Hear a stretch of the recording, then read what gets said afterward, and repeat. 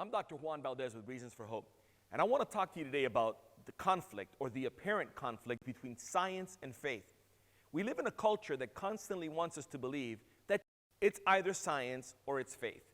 And honestly, the more intelligent people, they choose science, and the not so intelligent, they choose faith.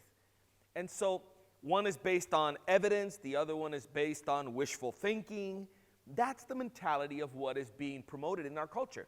And it's promoted in the songs we listen to, it's promoted in the movies we watch, it's promoted by Hollywood, it's promoted in academia, the professors, the high school teachers, middle school teachers. Everybody wants you to believe that you have to make a choice. And I want to share with you today that you don't have to make a choice, that you can actually be a believer and you can actually do good science. Now, here's the question that I want to posit to you. Can a scientist believe in God? Because at the end of the day, that's one of the questions young people want to know all the time. In many of the places I speak, that's what they ask. I like science, I like biology, I want to go into medicine, but can a Christian do that? Isn't it kind of like unacceptable or wrong for a Christian to pursue a degree in science?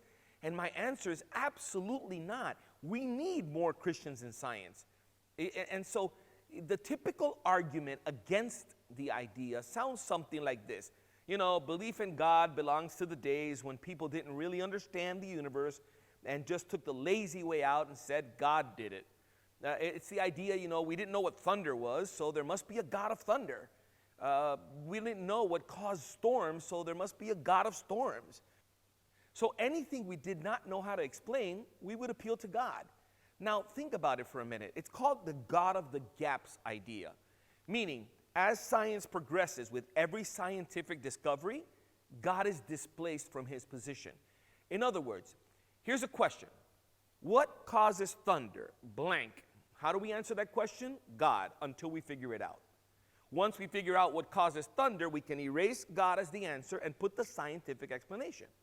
And so the argument goes that every time science discovers something, understands something, we displace God from that filler. God is used as a fill-in-the-blank filler until we know what we really ought to know, how things really work.